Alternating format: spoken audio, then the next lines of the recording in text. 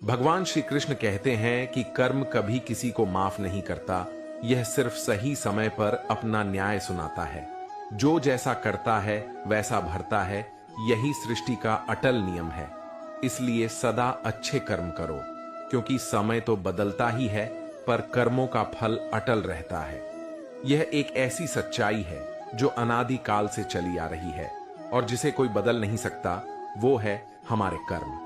कर्म हमारे जीवन की हर घटना, हर परिस्थिति, हर सफलता और असफलता के पीछे केवल एक ही शक्ति कार्य कर रही होती है, और वह है हमारे कर्म। हम अक्सर सोचते हैं कि कुछ गलतियां अगर माफ कर दी जाए तो हम उनसे मुक्त हो जाएंगे, लेकिन सच्चाई यह है कि कर्म किसी को माफ नहीं करता। यह एक ऐसी किताब है जिसमें हर पल का हिसाब लिखा जाता है, और इस किताब में न कोई मिटाने की स्याही होती है, न कोई रबड़ जो गलतियों को मिटा सके। जो हमने किया है उसका फल हमें किसी न किसी रूप में भोगना ही पड़ेगा। भगवान श्री कृष्ण कहते हैं कि जीवन एक खुली किताब है जिसमें हर कर्म की स्याही भी इसे मिटा नहीं सकती। हम सोचते हैं कि कुछ गलतियां यदि माफ कर दी जाए तो उनका असर खत्म हो जाएगा, लेकिन सृष्टि का नियम अटल है। कर्म का लेखा जोखा सटीक होता है, इसमें न कोई पक्षपात है, न ही कोई भूल चूक। हम सब अपने अपने कर्मों की गठरी उठाए इस संसार में चलते हैं। जब कोई हमें दुख देता है, हम चाहते हैं कि समय उसे सबक सिखाए, लेकिन जब हम स्वयं कोई गलती करते हैं तो उम्मीद रखते हैं कि समय हमारी भूलों को भुला दे। यह विरोधाभास हमें भ्रम में डाल देता है, परंतु कर्म चक्र निष्पक्ष है। गोकुलपुर गांव में एक सद्गुणी किसान था जिसका नाम माधव था। वह सदा सत्य बोलता, परिश्रम करता और दूसरों की सहायता करता, परंतु गांव का सेठ धनीराम उसका उपहास उड़ाता और कहता, इस दुनिया में भलाई का कोई मोल नहीं, पैसा ही सबसे बड़ा सत्य है। एक दिन माधव खेत से लौट रहा था तो रास्ते में उसे एक पोटली मिली। खोलकर देखा तो उसमें सोने के सिक्के थे।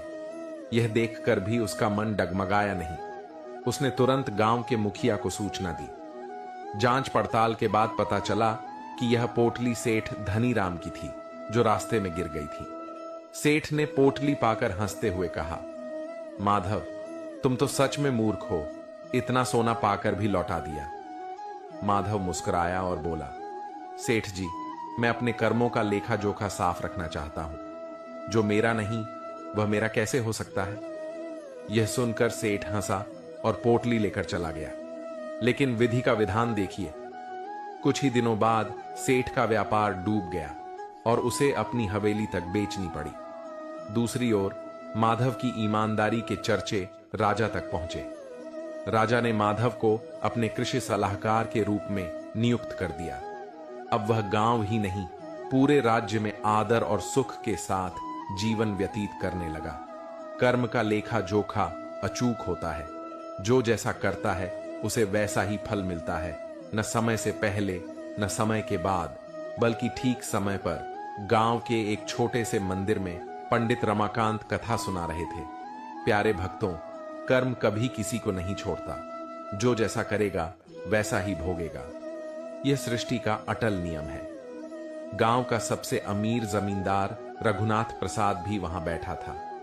वह अपनी संपत्ति और शक्ति के कारण घमंडी और निर्दयी हो गया था। गरीबों से ऊंचे ब्याज पर कर्ज लेना, किसानों की जमीन हड़पना और उन्हें अपमानित करना उसकी आदत बन चुकी थी। कथा समाप्त होने के बाद रामलाल, एक गरीब किसान, पंडित जी के पास आया और बोला, पंडित जी, अगर सच में कर्म का न्याय होता है तो हमारे साथ इतना अन्याय क्यों हो रहा है।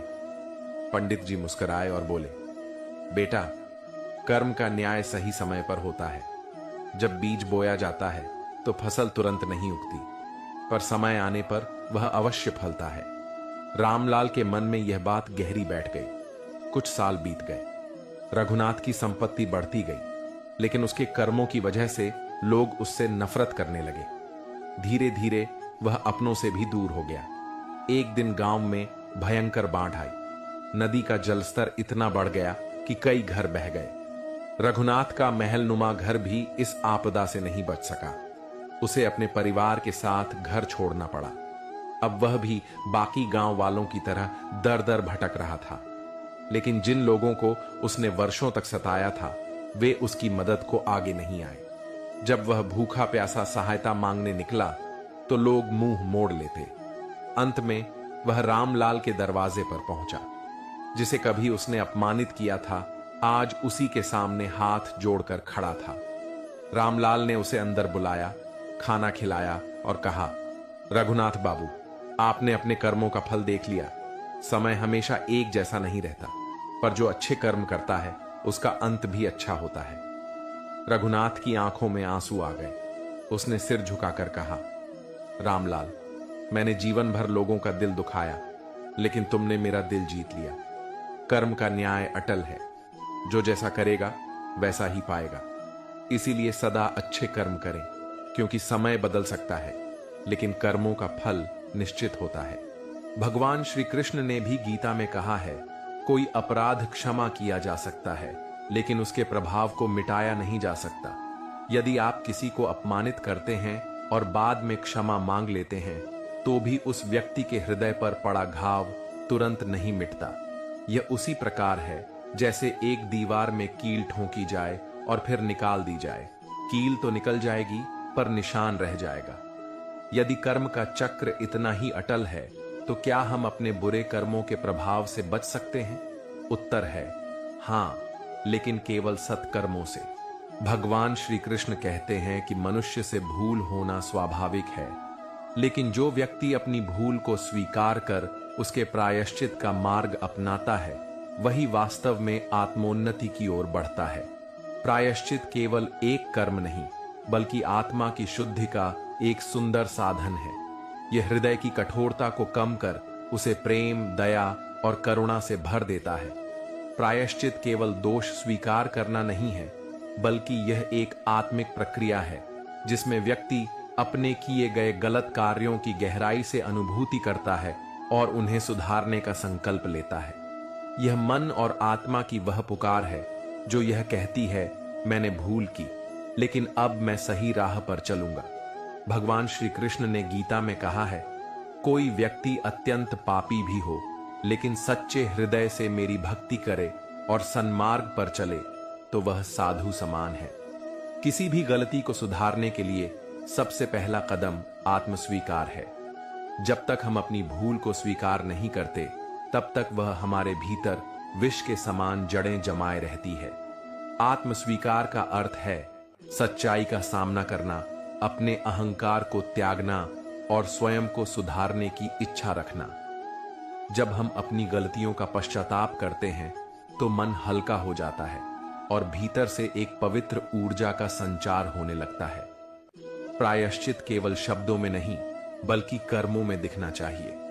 जब हम बार बार अच्छे कार्य करते हैं, तो हमारे भीतर के नकारात्मक संस्कार समाप्त होने लगते हैं। जब व्यक्ति सच्चे हृदय से पश्चाताप करता है, तो ईश्वर उसे नया अवसर प्रदान करते हैं। उनका प्रेम अनंत है, वे केवल हृदय की शुद्धता को देखते हैं। यदि हमने किसी को कष्ट दिया है, तो हमें उसका हृदय पूर्वक प्रायश्चित करना चाहिए। यदि किसी का अपमान किया है, तो प्रेम पूर्वक उसे सम्मान देना चाहिए। और यदि किसी भी प्रकार से स्वयं के जीवन में दोष उत्पन्न किया है, तो भगवान की शरण में जाकर प्रेम, सेवा और भक्ति का मार्ग अपनाना चाहिए। जो व्यक्ति प्रायश्चित और आत्मस्वीकार को हृदय से अपना लेता है, उसका जीवन एक कमल के समान खिल उठता है, कीचड़ में रहकर भी निर्मल और सुंदर। हर बुरे कर्म का प्रभाव अच्छे कर्मों द्वारा कम किया जा सकता है। जीवन एक दर्पण के समान है। हम जो कर्म इसमें अंकित करते हैं, वही परावर्तित होकर हमारे पास लौटते हैं। यदि हमने कभी कोई भूल की हो या अज्ञानवश कोई बुरा कर्म किया हो, तो उसका प्रभाव हमारे जीवन में किसी न किसी रूप में अवश्य आता है। लेकिन इस संसार में कोई भी अंधकार इतना घना नहीं कि प्रकाश उसे मिटा न सके। हर बुरे कर्म का प्रभाव अच्छे कर्मों द्वारा कम किया जा सकता है, क्योंकि प्रेम, दया और सद्भाव के प्रकाश में अंधकार टिक नहीं सकता। कर्मों का सिद्धांत अटल और न्याय संगत है। यह वही है जो हमें गीता में श्री कृष्ण सिखाते हैं। सत्कर्मों से जीवन में शांति आती है और पापों से अशांति। जिस प्रकार आग को पानी से शांत किया जा सकता है, उसी प्रकार बुरे कर्मों के प्रभाव को अच्छे कर्मों से संतुलित किया जा सकता है। सत्कर्म केवल पुण्य अर्जित करने का साधन नहीं, बल्कि आत्मा की शुद्धि का उपाय भी है। जब हम सच्चे हृदय से किसी के लिए कुछ अच्छा करते हैं, तो वह कर्म हमें भी भीतर से पवित्र करता है। यह उसी प्रकार है जैसे एक सुगंधित पुष्प न केवल संसार को सुगंधित करता है, बल्कि स्वयं भी उस सुगंध में महकता है। जो व्यक्ति सच्चे मन से अपनी भूलों को सुधारने का प्रयास करता है, उस पर ईश्वर की कृपा अवश्य होती है। भगवान श्री कृष्ण ने भी कहा है, जब कोई व्यक्ति सन्मार्ग की ओर बढ़ता है, तो मैं उसे शक्ति और संबल प्रदान करता हूं। अतः हमें अपने जीवन को प्रकाश से भरना चाहिए। यदि अतीत में कोई गलती हुई है, तो उसे अच्छे कर्मों से संतुलित करें और जीवन को प्रेम, सेवा और भक्ति की मधुर धारा में प्रवाहित करें। यही जीवन का सबसे सुंदर सत्य है। सत्कर्मों से ही हम अपने कर्मों को निर्मल बना सकते हैं। जीवन एक पावन धारा के समान है, जो हमारे कर्मों के अनुसार निर्मल या मलिन होती जाती है। हमारे विचार, शब्द और कार्य सब मिलकर हमारे भाग्य की रूपरेखा बनाते हैं। यदि हम अपने अतीत में कुछ ऐसे कर्म कर बैठे हैं जो हमारे हृदय को बोझिल बना रहे हैं, तो इसका एकमात्र समाधान सत्कर्मों की राह अपनाना है। यही जीवन का सबसे सुंदर सत्य है। सत्कर्मों से ही हम अपने कर्मों को निर्मल बना सकते हैं। जिस प्रकार सूरज की किरणें अंधकार को मिटा देती हैं, वैसे ही सत्कर्म हमारे भीतर के दोषों को नष्ट कर सकते हैं। बुरे कर्मों का प्रभाव स्थायी नहीं होता। यदि हम अपने जीवन को सेवा, प्रेम और भक्ति से भर दें, तो धीरे धीरे पुराने पाप भी क्षीण हो जाते हैं। यदि मनुष्य बार बार पुण्य कर्म करता है, तो धीरे धीरे उसके पुराने दोष क्षीण होने लगते हैं। यह ठीक वैसे ही है जैसे किसी गंदे पात्र को बार बार स्वच्छ जल से धोया जाए, तो वह पुनः चमक उठता है। सत्कर्म ही वह अमृत है जो हमारे जीवन को मधुरता से भर देते हैं और हमें सच्चे आनंद की ओर ले जाते हैं। जब हम प्रेम, दया और सेवा का मार्ग अपनाते हैं, तो हमारे कर्मों की मलिनता मिट जाती है और हम एक निर्मल, शांत और प्रकाशपूर्ण जीवन की ओर बढ़ते हैं। यही जीवन का परम सत्य है। सत्कर्मों से आत्मा की पवित्रता और आनंद की प्राप्ति। श्री कृष्ण कहते हैं, जब हम स्वयं को ईश्वर के चरणों में समर्पित कर देते हैं, तो हमारे कर्मों की जड़ें धीरे धीरे कटने लगती हैं। जब हम समझ जाते हैं कि हर विचार, हर शब्द और हर कर्म का प्रभाव पड़ता है, तो हम अधिक सचेत हो जाते हैं।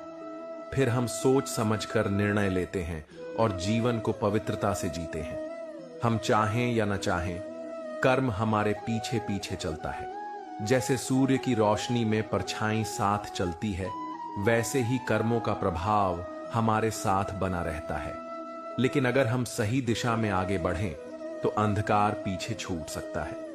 इसलिए अपने कर्मों को प्रेम, दया और सच्चाई से भरें, ताकि जब समय आपका हिसाब करे, तो आपके कर्मों की किताब प्रेम और प्रकाश से भरी हो, न कि पछतावे से। भगवान श्री कृष्ण ने भी गीता में कहा है, तुम्हें केवल कर्म करने का अधिकार है, लेकिन उसके फल की चिंता मत करो।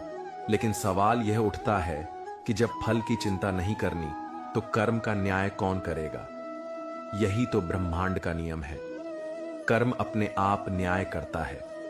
यदि हम किसी को दर्द देंगे, तो वह दर्द किसी न किसी रूप में हमारे जीवन में लौट कर आएगा। और यदि हमने किसी के जीवन में प्रेम और भलाई का दीप जलाया, तो वही उजाला हमारे जीवन में भी अवश्य लौटेगा।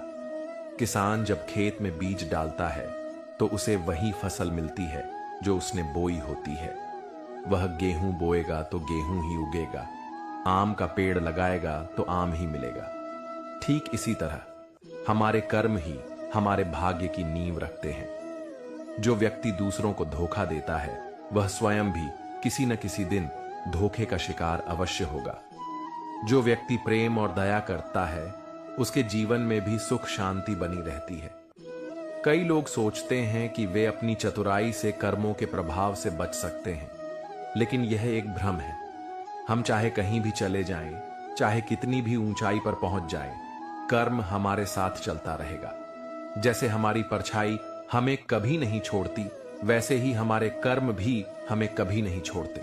अगर आज हमने किसी का अपमान किया तो यह निश्चित है कि भविष्य में हमें भी अपमान सहना पड़ेगा। अगर आज हमने किसी को सहारा दिया तो यह तय है कि जब हम कमजोर होंगे तो हमें भी सहारा मिलेगा। यदि कर्म कभी माफ नहीं होते तो क्या हम अपने पुराने कर्मों का प्रभाव कम कर सकते हैं? हाँ, बिल्कुल कर सकते हैं। इसके लिए हमें अपने वर्तमान कर्मों को सुधारना होगा। संसार में कुछ भी स्थायी नहीं है, न धन, न यश, न रिश्ते, न जीवन। लेकिन एक चीज जो कभी नहीं मिटती वह है हमारे कर्मों का प्रभाव। कर्म कभी किसी को माफ नहीं करता, यह वही लौटाता है जो हमने संसार को दिया है। इसलिए हमें हर पल यह ध्यान रखना चाहिए कि हम क्या कर रहे हैं, क्या बोल रहे हैं और क्या सोच रहे हैं। आज हम जिस रास्ते पर चल रहे हैं वही तय करेगा कि हमारा कल कैसा होगा। इसलिए जीवन में हमेशा सच्चाई, प्रेम और सेवा का मार्ग अपनाएं। याद रखें, कर्मों का लेखा जोखा कभी गलत नहीं होता। जय श्री कृष्ण।